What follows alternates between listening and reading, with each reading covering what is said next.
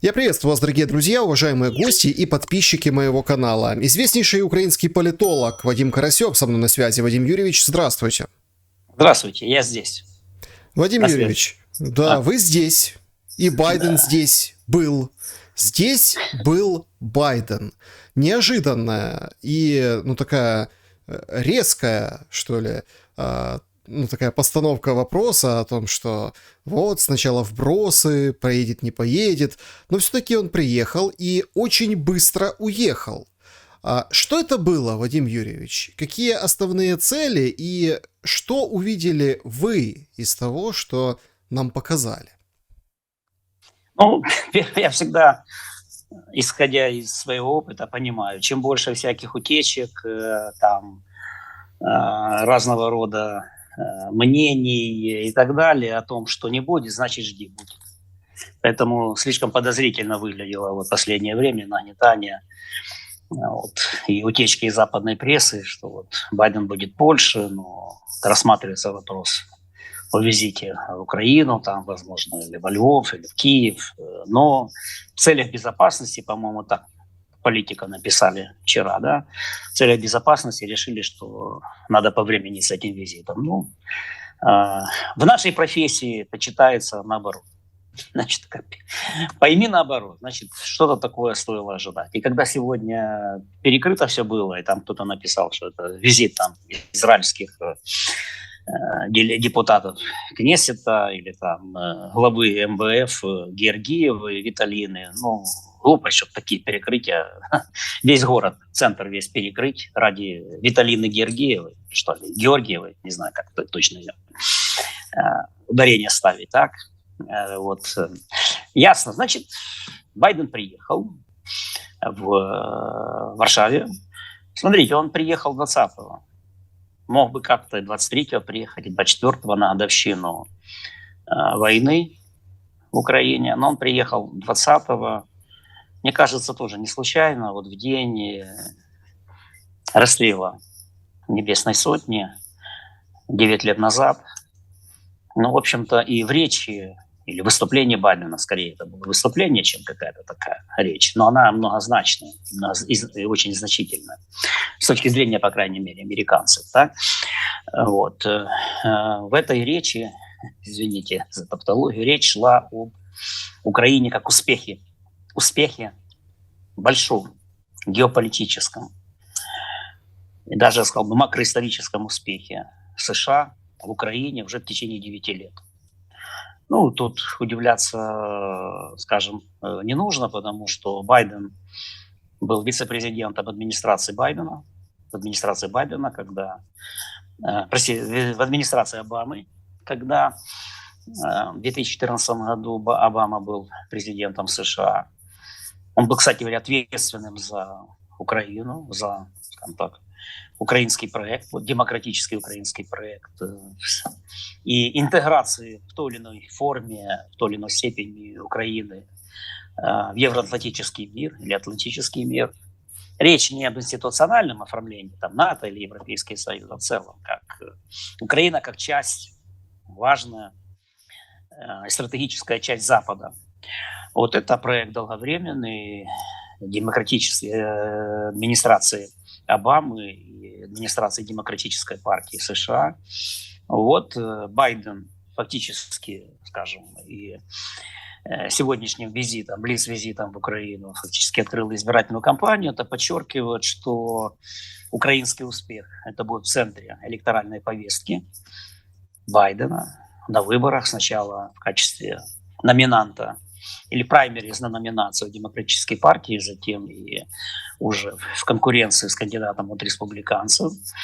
И это подчеркивает и преемственность политики Демократической партии США. В общем, поскольку, очевидно, других успехов нет, учитывая то, что происходит сегодня в мире, и учитывая то, что, как говорил сегодня тоже в выступлении Байден, Путин не ожидал украинского сопротивления и фактически проиграл, как сказал Байден, в Украине. Вот это, скажем, история успеха.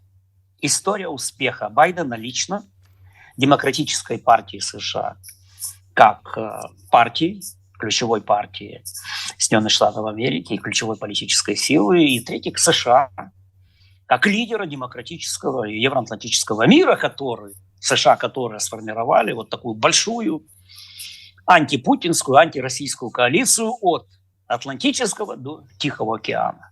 Вадим такое как бы Юрьевич. глобальное измерение придается вот этому успеху. Поэтому важно было зафиксировать вот этот Украина как успех политики Байдена и политики Демократической партии США именно в Киеве, именно в Украине и именно в день расстрела Небесной Сотни Майдана. Вот современная история, сейчас я слышу, современная история, как демократическая, подлинно демократическая история Украины, вот с точки зрения администрации Байдена и Демократической партии начинается именно вот с 2014 года. Ну и Украина как часть этой большой новой геостратегии США, ну, это не на месяц, не на год, а на много лет, то есть надолго. Ну, знаете, я вот сразу хочу даже несколько оппонировать вашей... Ну, почему даже несколько? Давайте. Да, вашей такой, ну, не знаю, непревзойденной формулировки слова «успех». А что это за успех такой, когда ты за несколько часов до визита согласовываешь с Путиным пребывание в своем успешном проекте? Ох, вы въедливый. Ну, во-первых, давайте тогда я тоже буду въедливым. Не согласовываешь с Путиным, а предупреждаешь или информируешь, что я буду. Это раз. Поэтому давайте, нюансы важны здесь. Так? Одно дело, когда ты спрашиваешь разрешение, там, можно мне заехать в ваше владение. Другое, говорит, я просто буду. Так что не делайте глупости. Так, на всякий случай. Так, ну, а во-вторых, то, что предупреждение было, информация была, вот, говорит о том, что полного разрыва отношений нет. Все-таки стороны не доходят в этой большой холодной войне по поводу Украины, вокруг Украины, между Россией и Западом, до окончательного разрыва отношений и превращения, скажем, своего противника в абсолютного экзистенциального врага и там с абсолютной враждой и так далее. Ну, многие могут говорить там на площадках, на форумах, на конференциях по безопасности, как в Мюнхене, так, та же Камала Харрис там делала такого рода заявления. Но, тем не менее, стороны не переходят вот эти красные линии, США и Россия, с одной стороны, и с другой стороны. И, кстати говоря, контакты продолжаются.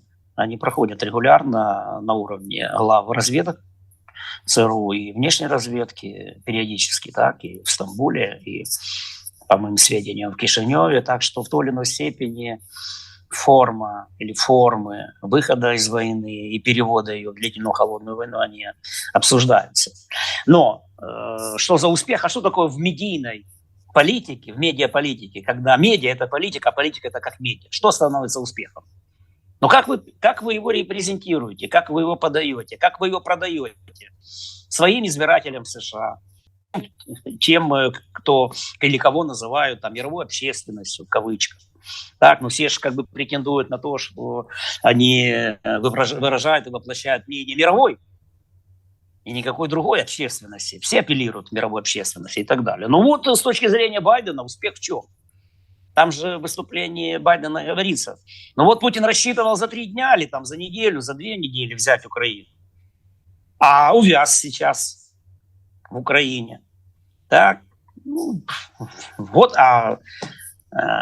цели не достигнуты. Армия буксует российская в Донбассе. Да, идут тяжелые бои.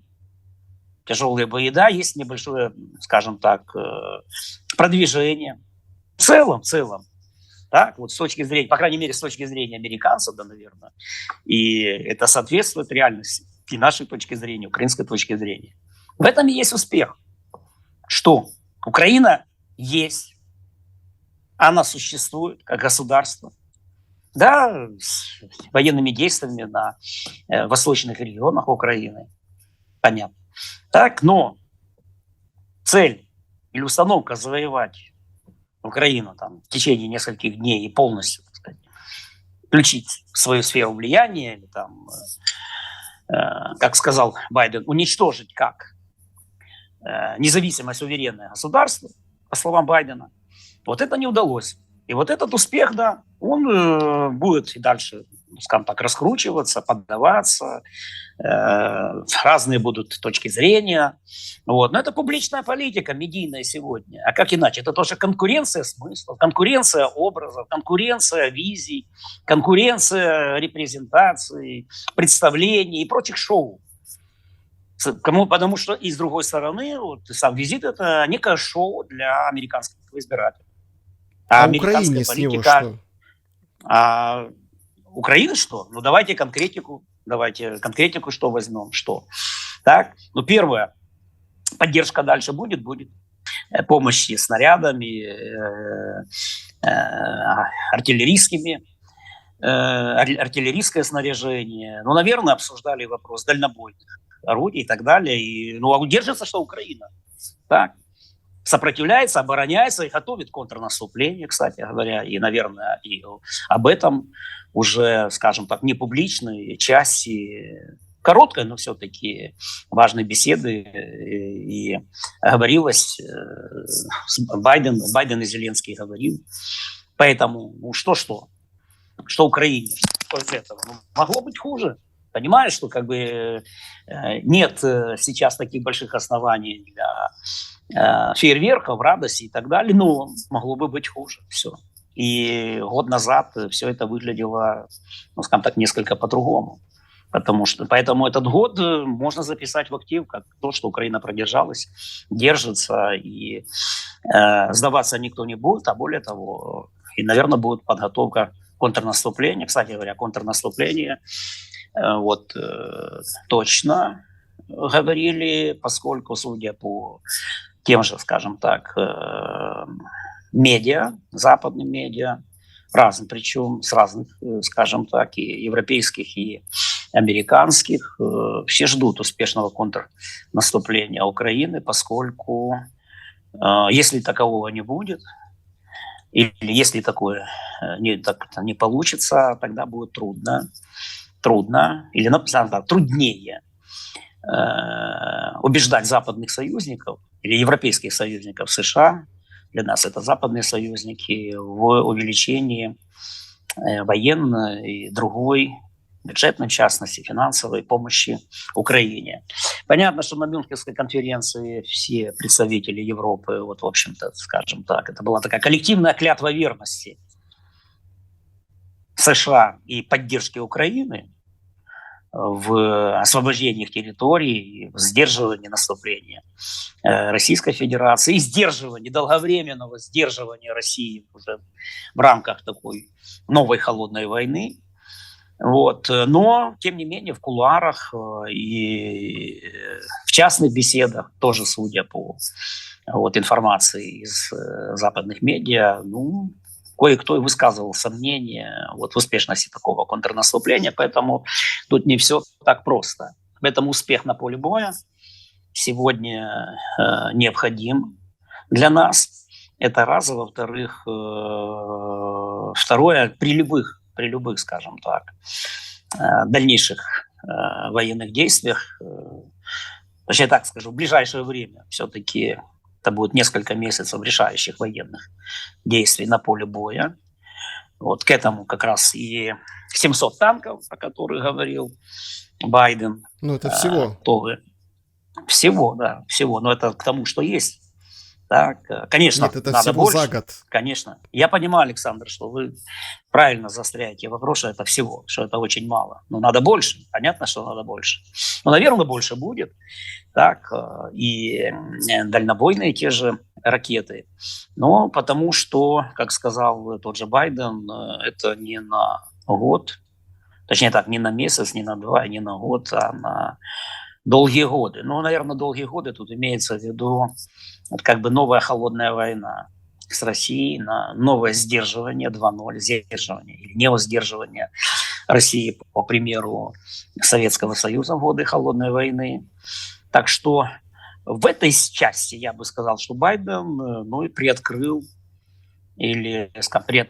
кулису над будущим Восточной Европы, Европы. Это новое сдерживание Российской Федерации. Теперь оно не там где Германия, так, между ГДР и ФРГ, а другие могут быть варианты, но это уже в Восточной Европе и на территории Украины. Вот то, что в свое время прошла Германия. И фактически это, я бы не сказал, что это такое громкое какое-то, но, скажем, обозначение того, что мир вступает в длительную фазу такого нового военно-стратегического противостояния. Дальше изолирование, по крайней мере, намерение геополитического изоляции и, соответственно, дипломатической изоляции России, Российской Федерации. Вот репетиция такой изоляции была на Мюнхенской конференции по безопасности. По крайней мере, в некоторых моментах было очевидно вот такие репетиционные, скажем, сюжеты и эпизоды. И в-третьих, это фактически новое сдерживание и новая холодная война. И это как бы вот выступление в Киеве, завтра выступление в Варшаве, затем выступление Путина, затем, наверное, выступление товарища Си Цзиньпина, главы Генсека КПК. Вот это все выступления, они как бы риторически, вербально и концептуально оформят начало новой холодной войны.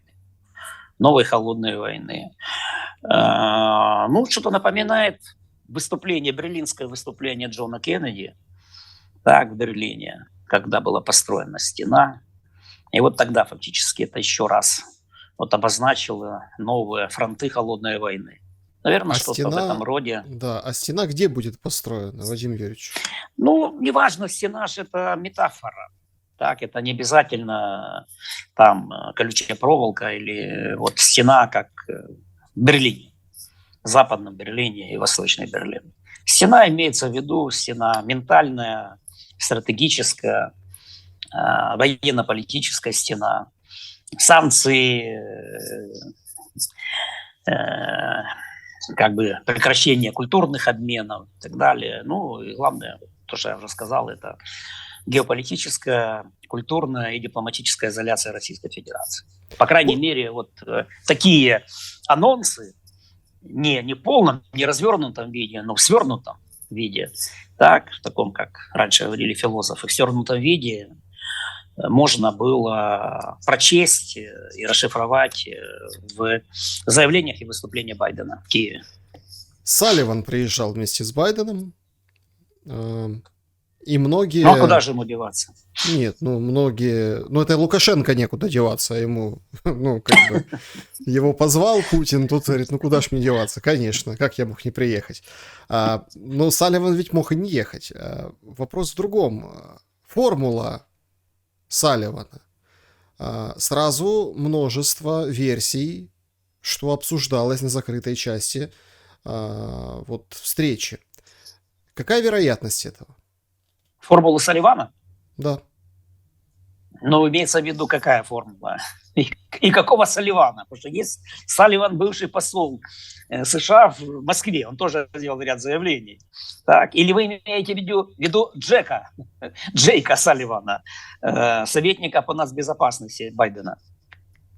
Смотрите, советник по нацбезопасности Байдена был, а формула, которая почила в лету, могла воскреснуть о том, что мир в обмен на территории, какие-то договоренности, и может ли быть спрятанным быть за этим фасадом, скажем так, велеречивых выступлений и предвыборных роликов, реал-политик. Все может быть, потому что политика всегда состоит из фасада и из интерьера. Так, всегда имеет две стороны. Понятно, что есть изнанка большой политики, так, а есть то, что должно быть элементом шоу, или то, что должно продаваться аудитории, для того, чтобы аудитория дальше занималась шерингом, так, шерила это все. Так что понятно, что это нельзя исключать. Это, ну, если же говорить о мир в обмен на территории, то, по-моему, все-таки не формула Салливана, это Бернс, ее директор ЦРУ, озвучивал. Так, в каких-то моментах вот о ней или нюансах этой формулы проговорилась и Виктория Нуланд, вот, которая в Госдепе отвечает за российское направление внешней политики США. Вот, да, но это все будет зависеть от военных действий. А то где как будут проходить военные действия вот в течение ближайших 2-3 месяцев. Весна. Короче, весна прийде, как вспоминаю я предвыборный лозунг одной из политических сил в Украине. Правда, это было давно, и не было войны. Вот, весна прийде, вот весна все покажет, говорится так. Весеннее наступление, контрнаступление. И тогда все будет, скажем так, уже решаться, выносить эту формулу, реанимировать ее, либо нет. Причем, посмотрите, если Байден говорит, что это война на многие годы, так же было сказано в выступлении для Украины, сопротивление, война, то вряд ли он имел в виду, что это горячая фаза войны, потому что горячая фаза войны многие годы – это истощение. Для нас это крайне невыгодно, потому что это экономическое и социальное истощение. И, кстати говоря, истощение живой силы. Потому что, ну да, Запад может нам технику поставлять, и там БТРы, или даже дальнобойное оружие, даже допускаю какие-нибудь там самолеты. Но живую силу как бы мы же теряем. Русские теряют, но мы теряем. Вот, поэтому долго воевать – это не та история, не перспективная история. Это непозволительная история для нас. Ну, воевать в формате большой наземной операции, или, как сказал Байден, это самая большая наземная война на территории Европы вот за последние там 60 лет. Примерно так это сказано. 70-60 лет. 70 лет. Да, по-моему. Вот. Понятно, что такой...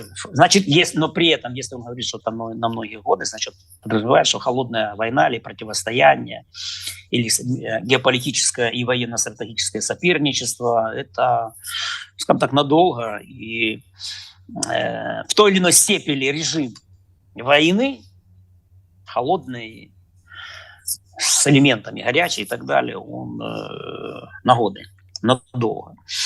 Но это значит, что если горячую фазу когда-нибудь надо будет останавливать, останавливается где в таких случаях война? Там, где проходит линия фронта, линии соприкосновения, называйте как это угодно. 38-я там параллель, еще какая-нибудь.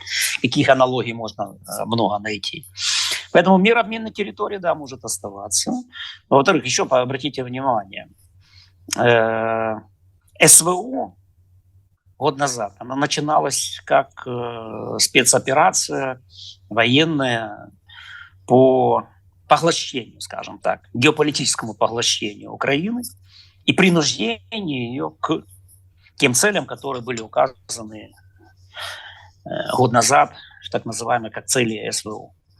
Но затем в силу и военных неудач России, и хотя и относительных, но военных успехов Украины, не говоря уже о сопротивлении, война стала войной за территории. За территории. То, что смогла в первые дни или в первые там месяц Россия откусить, ну плюс Крым. Так вот имеется в виду часть Херсонской области, и то часть они ушли. Запорожской области, Харьковской области. Вот они сейчас ее удерживают, пытаясь прорвать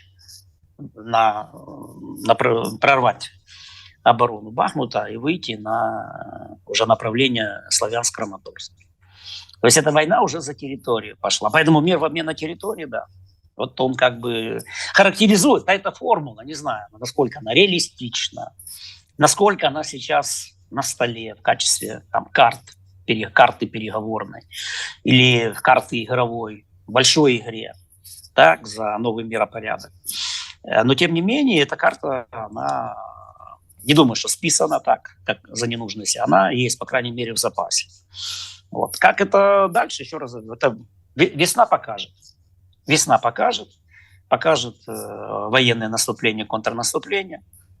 И тогда уже можно будет говорить, в какой форме и как фиксировать перемирие и обеспечивать успех. Раз уже Украина, как успех, в центре предвыборной повестки Байдена, так и выборов демократической партии, переизбрания Байдена, значит, в какой-то степени, да, если контрнаступление, наше контрнаступление будет чрезвычайно успешным, понятно, никто не будет давать отмашку там идти на какие-то переговоры или на какое-то прекращение огня. Наоборот, это будет приветствоваться как подтверждение большого успеха, геополитического успеха американцев. Вадим Юрьевич, и конкретно администрации Байдена после Ирака, после Афганистана, понятно, что теперь Украина это как успех. Если же ситуация будет складываться патово, опять военные тупики,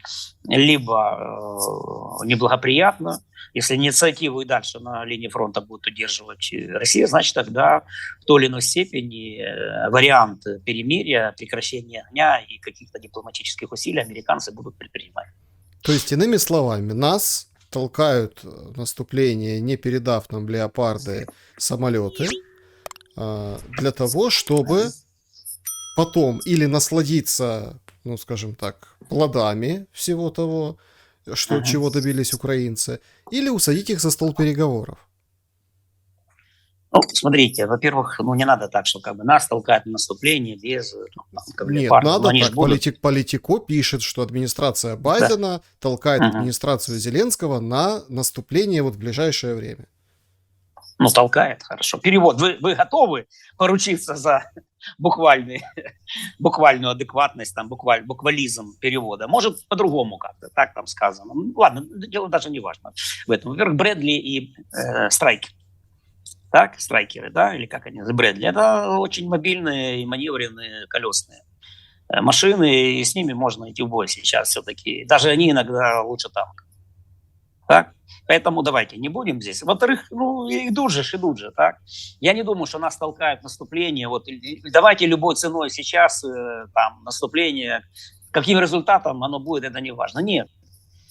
Оно связано с тем, что наступление должно быть, и нужно подготовиться к нему так, чтобы обеспечить успех этому наступлению. Поэтому я не думаю, что так нас прямо сейчас толкают, так, для того, чтобы любой ценой начинать это наступление. А вот что касается того, что будут, скажем, продавать и определять, что такое поражение России, что Россия уже потерпела поражение. Посмотрите выступление Марка Милли,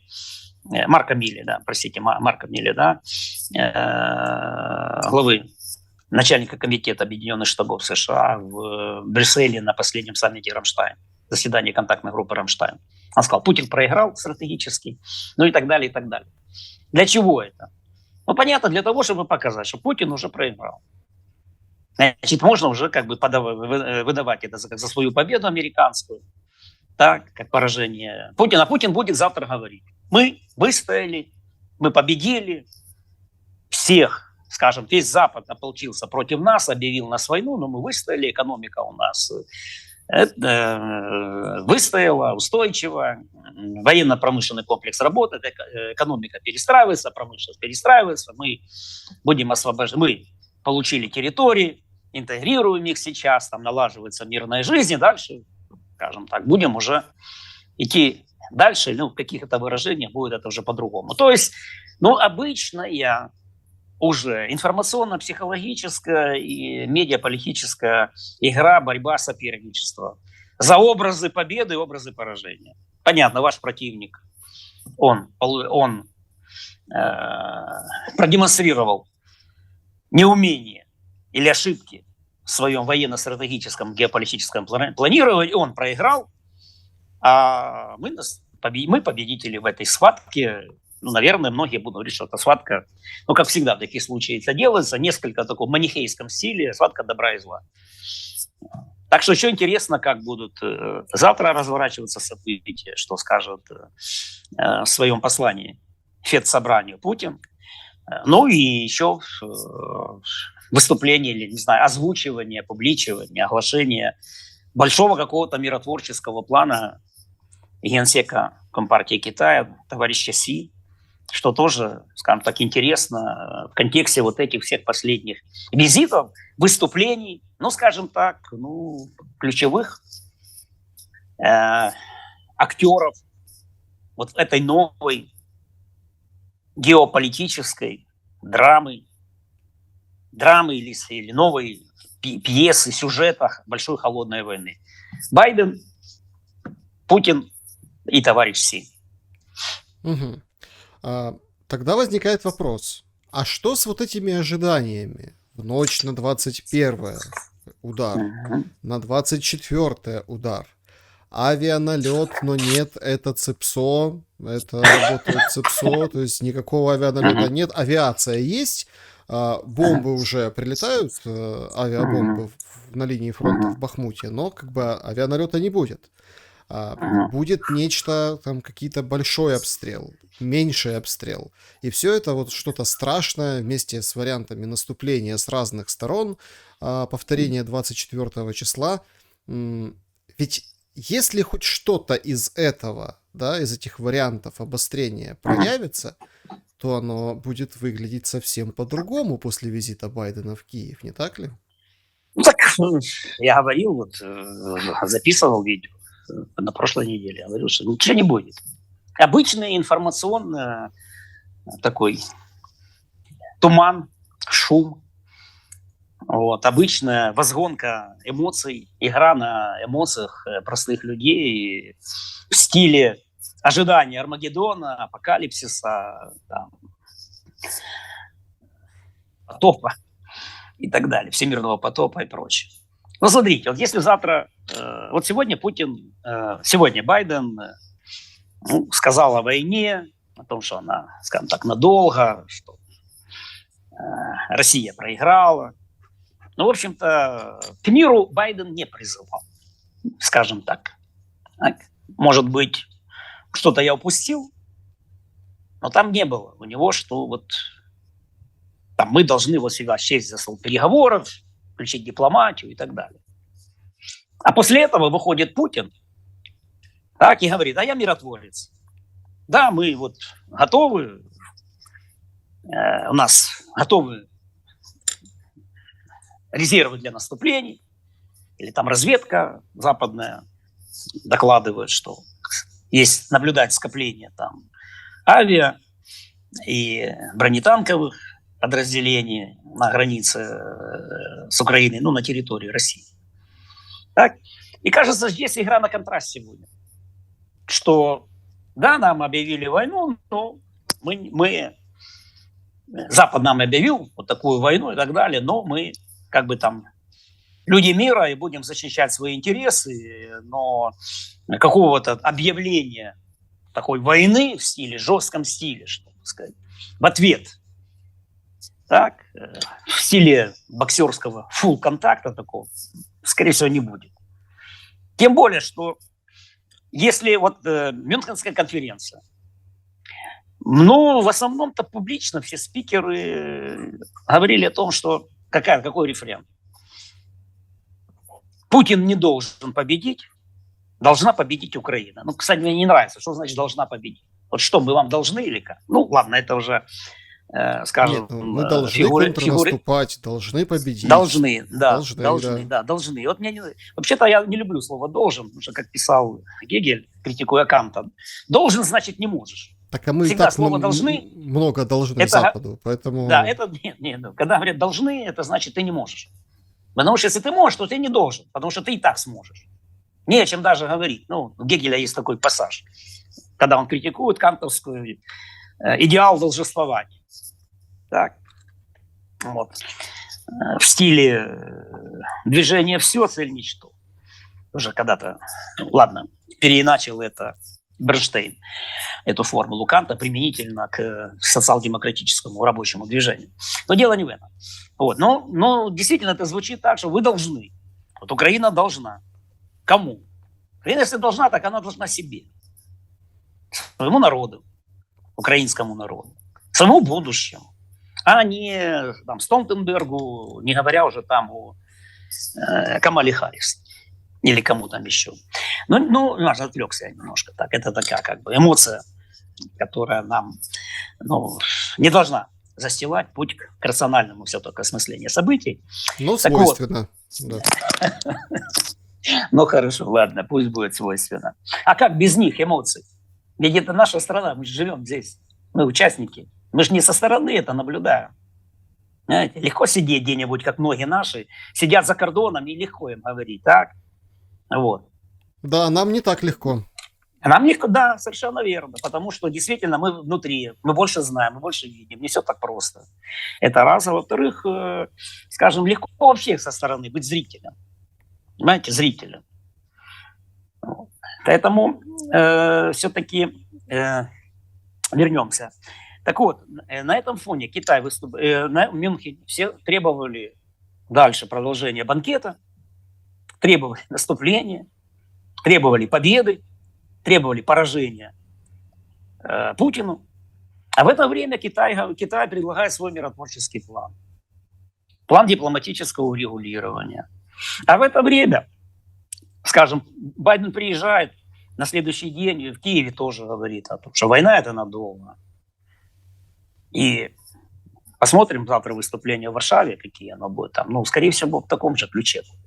Нет, ну погодите, вот это тоже я хотел, ну там много разных нюансов, и, конечно, ну с точки зрения там, меня как журналиста, так интересно же обсудить там табличку, которую прибили в честь визита Байдена на брусчатку, как забирали телефоны у репортеров, которые приехали с Байденом, чтобы, не дай бог, ничего, строжайший режим секретности. Это все, безусловно, очень интересно, но мы здесь пытаемся немного, ну скажем так, заглянуть и за кулисы, и вглубь процесса, чтобы понять... Так вы же не даете мне заглянуть. Я только заглядываю, вы меня перебиваете. Так, я же хочу, чтобы мы вот заглянули. Ну, давайте я заглядываю. Так вот, и что на этом фоне Путин будет говорить о большом наступлении? Я иду на вы, я буду наступать. А почему нет? Мы готовы дальше воевать. Нет, они будут говорить, мы за мир с Украиной. Мы готовы на дипломатическое урегулирование. И Китай нас в это поддерживает, и Индия. И президент Бразилии Лула, о чем мы говорили в самом предыдущем нашем видеосюжете, видеоотчете, в моем видеоотчете вам неделю назад. Вот. Весь третий мир сегодня, или там не Запад, он же говорит, давайте как-то так, они не заинтересованы в новой холодной войне и тем более в горячей войне в Украине. И не случайно, кстати, тоже мы это понимаем, не случайно, и Кулеба там на коротке, но встретился с Вань И, главным по внешней политике в Китае. Так, и Зеленский, кстати, в интервью Курьере де ла Сьерра, так, в итальянской газете, так, или как она, да, вот очень аккуратно про Китай сказал, что у него нет сведений, что Китай помогает России военными поставками, у него нет таких, хотя китайцы предупреждали. И вот что на этом фоне, как раз они наоборот. И Путин, и Си Цзиньпин сыграют роль миротворца. На контрасте. Неважно, какие там намерения. Важно еще ж подача. Это же сцена. Политика современная, это сцена. За кулисами одно. Слушай, на сцене другое, в портере третье. Впервые Поэтому в истории, завтра... когда миротворцев не ввели, а вывели. Ну, смотрите, о каком миротворчестве может идти речь, когда Путин вводил войска и вторгался в Украину? То есть, чтобы быть миротворцем, ему нужно убрать войска. Подождите, нет, смотрите. Вот это интересный нюанс. Смотрите, во-первых, одно дело призывать, другое дело делать. Но сыграть в контраст, вот есть воинственный Запад, НАТО, агрессивный.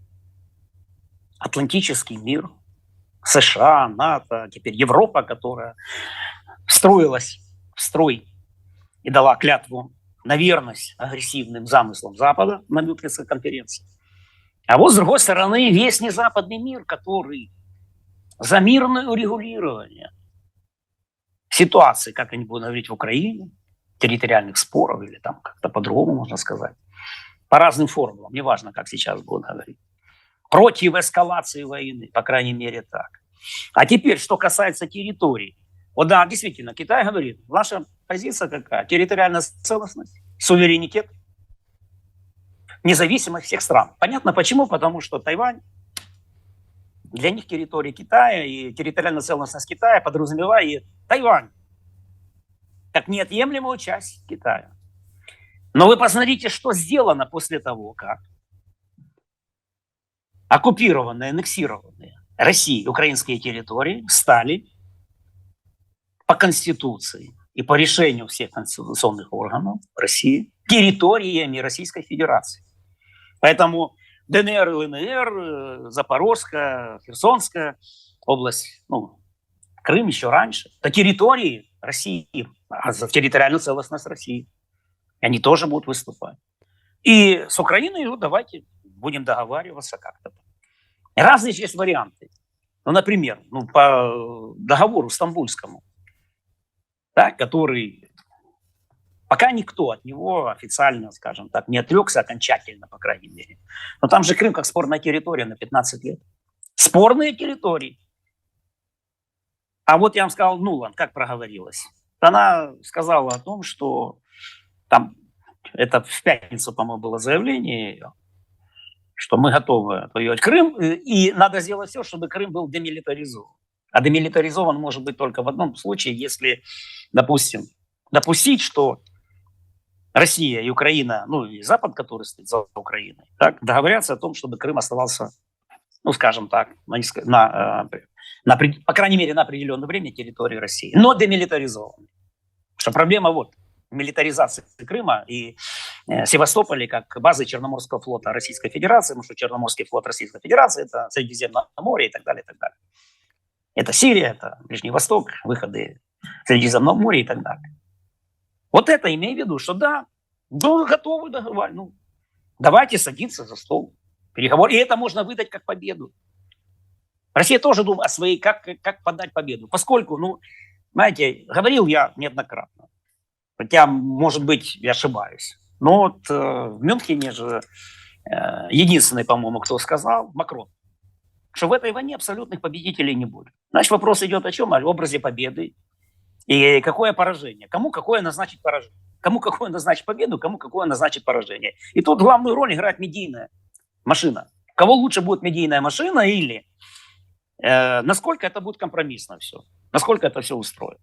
Но я к чему это говорю? Что на фоне вот этих всех заявлений, воинственных заявлений, давайте скажем так, в Мюнхене, всех, скажем так, спикеров ключевых, кроме Ван И, все говорили о том, что надо дальше, надо дальше. Украина должна, мы должны не дать победить Путину, военная помощь будет, финансово-экономическая помощь будет, значит, это вот есть позиция. И на этом контрасте завтра Путин может предстать, скажем так, спокойным, рациональным, уравновешенным, потому что еще игра идет за третьего зрителя в партере. Вот с одной стороны, одна, скажем так, актерская группа, с другой стороны Запад, Атлантический мир, Европа, США, Украина. С другой стороны, там Россия, где-то там Иран, где-то там дальше Корея, Северная Китай. А есть еще третьи страны в партере сидят, начиная от Бразилии, Аргентины, Мексики и заканчивая там Индией, Южноафриканская республика, ряда арабских государств, например, та же Саудовская Аравия и прочее. А они хотят мира. Почему? Они понимают, что дальнейшая военная эскалация и соскальзывание в большую войну – это путь к экономической депрессии, к экономическим проблемам для их стран, которых перенаселение, голод, мы знаем, в Африке, так, или нехватка продовольствия, дефицит ресурсов и так далее. Вот поэтому давайте заглянем за кулисы и увидим, что завтра, в общем-то, прозвучат миролюбивые нотки и готовность к любому дипломатическому урегулированию. Как на самом деле, это уже другое. Политика – это не как на самом деле. Публичная политика – это не как на самом деле. А иногда ровно наоборот. Поэтому мы начинали с чего наш эфир? Что почитай, послушай, так, и сделай выводы ровно обратные. Наоборот. Что будет? Не так, как написали в газете, а как будет, так и будет. Как У решат политики Зеленского, в конечном счете.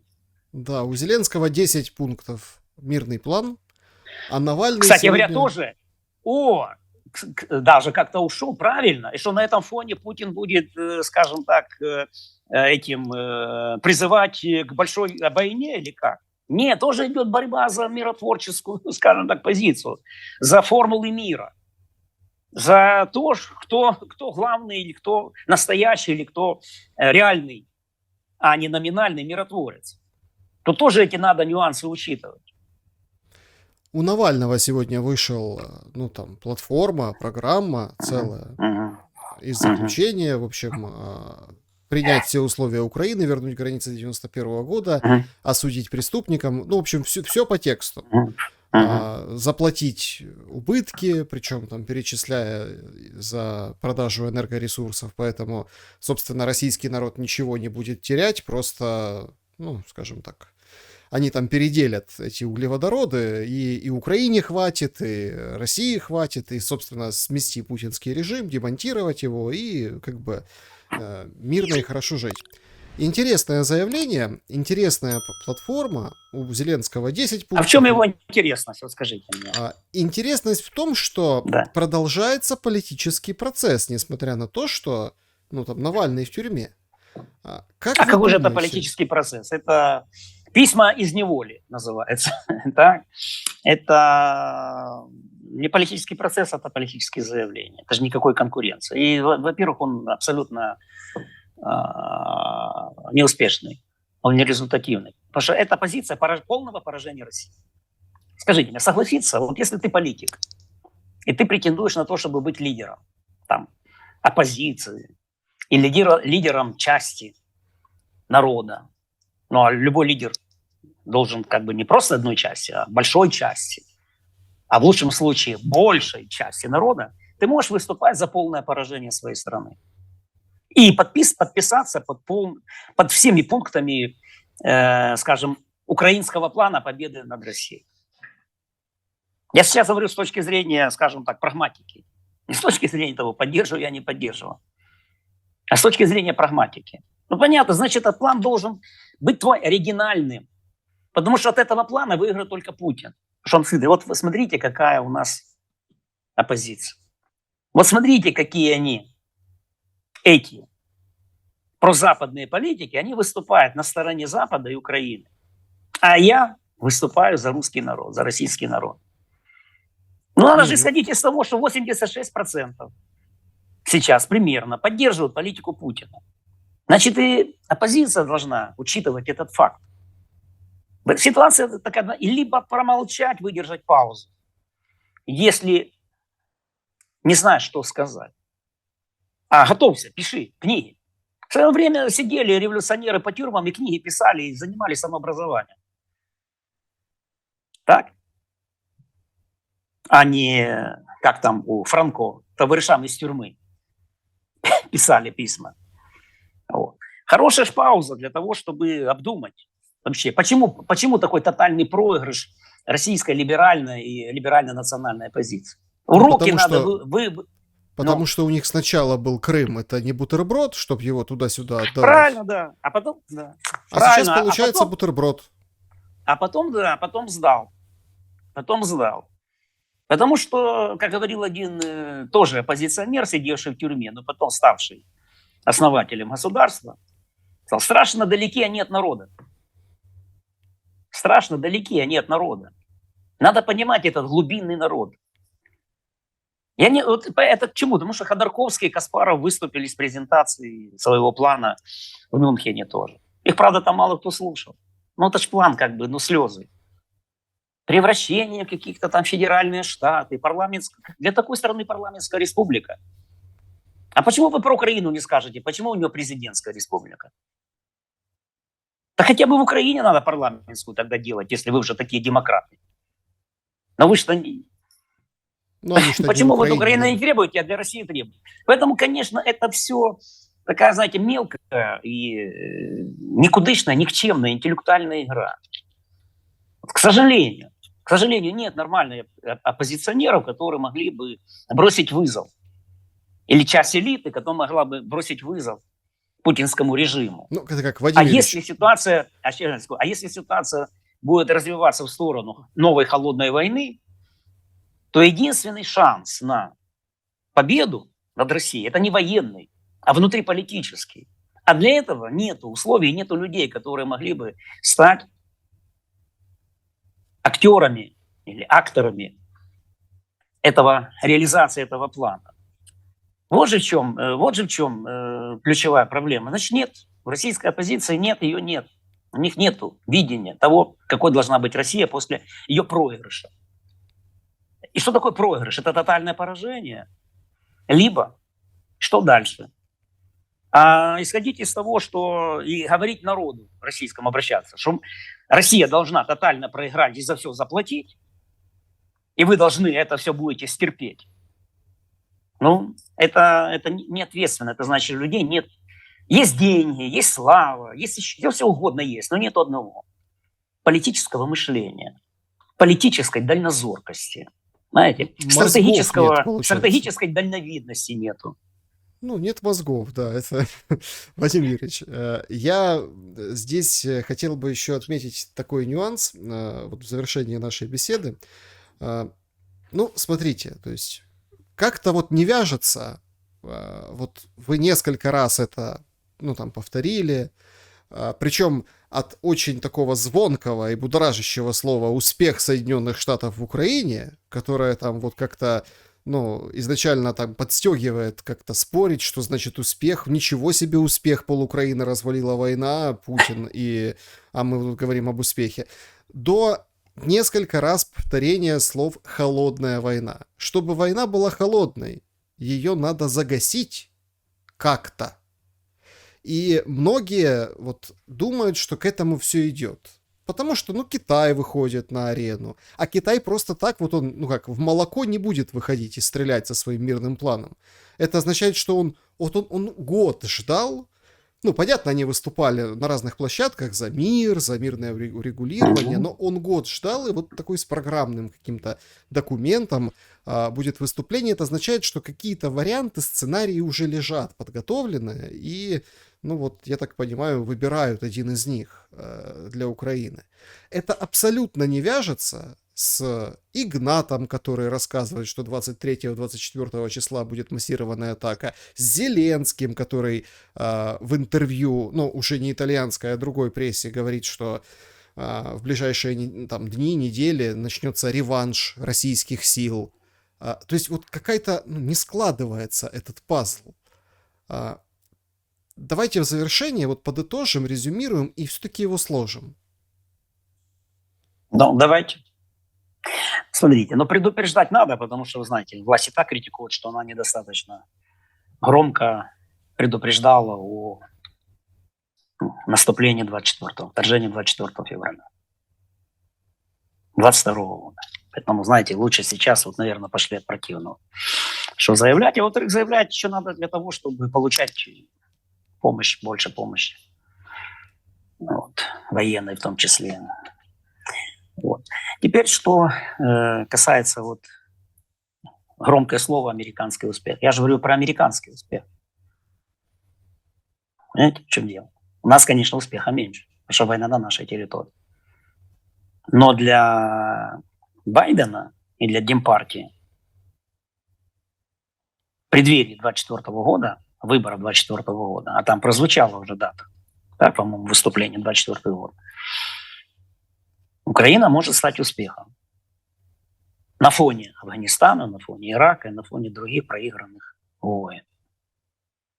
Потому что я не буду сейчас, скажем, там расписывать, в чем этот успех, касаемый как бы и как ведут себя трансатлантические союзники по НАТО, Европа. Там свое мнение уже нет. И это тоже успех, что они объединили это все, ну и так далее, и так далее. Россию сдержали, ослабили Россию. Ну это масса.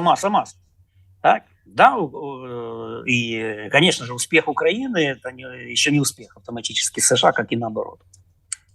И военно-политические цели США и Украины могут и различаться. Поэтому вот это надо иметь в виду. Но для Америки это успешный кейс. как сказали бы, там, какие-нибудь, знаешь, политтехнологи там, или еще. Да? Это успешно. Потому что он был не успешен бы для них, если бы в марте месяце, год назад, в середине марта, так, наступление было бы, или вторжение России было бы успешным в военном и военно-политическом отношении. Теперь, что касается Китая. Китай вышел, тут противоречивая, скажем так, история. С одной стороны, они не хотят увлекаться в войну, потому что война для них пока невыгодна. Экономические санкции на них будут сильнее бить, чем по России. Потому что экономические и торговые связи Китая и Европы, Китая и США, они намного сильнее и прочнее, чем с Россией. Но я только напомню, что там не больше товарооборот США, торговый товарооборот США и Российской Федерации вот, примерно где-то был до войны там 18 миллиардов долларов. Сумма несопоставимая с китайской, американской торговлей и оборотом торговли. Вот, это одна история. Во-вторых, они, конечно же, как бы не хотят обострения ситуации, потому что если США нацелена на большую холодную войну, то понятно, что это и тайваньская история возникает. Так, Китай пока не готов вот так вот впрямую и идти на опережение и тому подобное и так далее. Значит, лучше выдержать время. Так, отсюда и вот эти дипломатические, скажем так, предложения, чтобы вот, не допустить эскалации, тем более трансформации вот, в большую мировую войну. И третий момент. Китай выходит из ковида, фактически так. Они же пытались вот еще ковид на этот год, но теперь все. Решили, и надо восстанавливать торгово-экономические связи с Европой. Ван И, вы думаете, туда на Мюнхенскую конференцию поехал для того, чтобы там Россию защищать или там призывать только к миру в Украине? Он поехал еще восстанавливать торгово-экономические связи между Германией, между Францией и Китаем, Германией и Китаем. Так, почему? Потому что американская администрация тоже жмет на европейцев, чтобы они сворачивали торгово-экономическое сотрудничество с Китаем. А для Китая это тоже важные рынки. Вот. Но в целом, если говорить о факторе Китая, то понятно, что он объективно сейчас на стороне тех, кто хотел бы вот сейчас на данном этапе заморозить войну или конфликт и перевести ее в какую-то менее горячую, более охлажденную стадию там, конфликта низкой и средней интенсивности. В этом смысле в какой-то степени вот, я бы не сказал, что он союзник России, но где-то на стороне России. Хотя, конечно, может быть и такой вариант. Давайте не будем исключать. Вот Россия, все будут требовать от России сейчас перемирия. Она скажет, нет, у нас цель СВО, идти дальше там и так далее. А тут уже Китай может сказать, а мы не хотим дальнейшей эскалации, давайте вот на этом завершать. Год. Ну, во всяком случае, нам осталось тут 2-3 дня, и тогда вся картина станет нам более понятна после того, как выступит Путин, после того, как будет в ООН тоже озвучен план Зеленского по миру, или там формула глобального мира, как заявлено было в нашей прессе, в наших медиа. И посмотрим, с какой миротворческой инициативой конкретно выступит китайская сторона. Завтра будет встреча Ван И Путина, может даже сегодня, а в четверг будет выступление как раз ровно в годовщину вторжения, годовщину войны, выступление товарища Си Цзиньпина. Ну, вот такая как бы история, она не закончена, и, в общем-то, в течение весны определится дальше. Либо все пойдет по нисходящей, ну, либо какая-то новая форма эскалации, но пока не готов. В какой именно конкретной форме она может быть развиваться.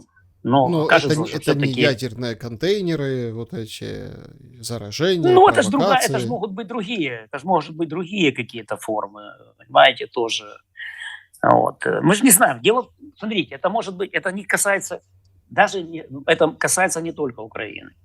Это может быть Израиль, Иран сейчас. Мы видим обострение, так или нет? Дальше мы видим обострение Северной Кореи на Корейском полуострове.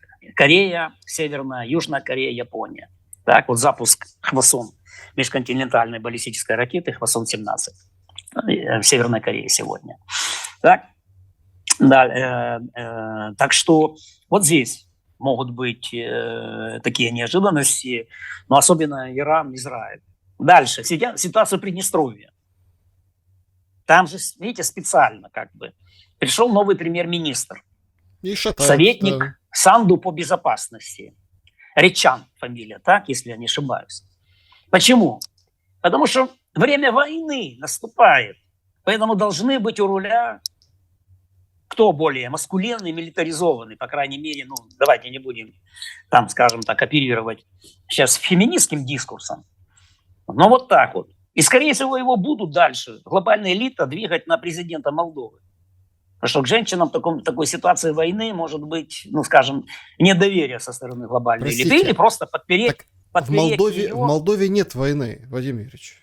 Да подождите, ну, если война холодная начнется по всей территории, это же граница, это же Одесса, это же Черное море. Я говорю, холодная война, если начнется новая холодная война. Приднестровье со снарядами, склады снарядов, еще старых советских, необходимых для советской артиллерии в большом количестве. Ну, кто-то ж качает немножко эту ситуацию сейчас там. Так? Я сейчас не буду, это домыслы там, кто, как, у каждого найдется свой аргумент. Кто-то никак, но кто-то ситуацию качает. Значит, если холодная война, значит, и это тоже может вспыхнуть снова. Не только где-то там, а вот вблизи уже украинского театра военных действий. Я об этом говорю. Иран, Израиль, Корея Северная, Корейский полуостров опять. Ряд других горячих точек могут заполыхать. Ну, поэтому я и говорю, что сейчас все-таки, мне кажется, несмотря на и сохранение воинственной риторики, особенно в связи с годом войны, фактически год войны совпал с началом байденовской президентской кампании. Так уже. Значит, будут много разного рода заявлений, но, кажется, пока нет ни у кого желания переходить черту и выходить, открывать двери в Третью мировую войну. Но никто ж не хотел и Первой мировой войны, а она состоялась. Поэтому желать это одно, а как контролировать и управлять событиями, чтобы не допустить ее, это другое. Поэтому все-таки скажем так, обнадеживающего, не скажу, что хорошего или обнадеживающего, все-таки то, что американцы проинформировали и предупредили Россию, что Байден едет в Киев, это из, скажем так, обнадеживающих новостей. Но и еще обнадеживающие новости, что контакты идут постоянно на уровне спецпредставителей руководства США и Российской Федерации. Тоже это необходимо для того, чтобы быть готовыми, когда нужно будет к дипломатическому регулированию или когда нужно будет завершать войну. Ну и для того, чтобы все-таки в порыве эмоций обществ и не допустить ошибок и не пересечь настоящие красные линии, а не те, которые каждый день рисуют, скажем так, в газетах или на телевидении. Вадим Карасев был моим собеседником сегодня. Спасибо за ваше время и ваши мысли. Спасибо вам, Александр. Друзья, берегите себя. Всем желаю добра и света. Увидимся обязательно. До скорого.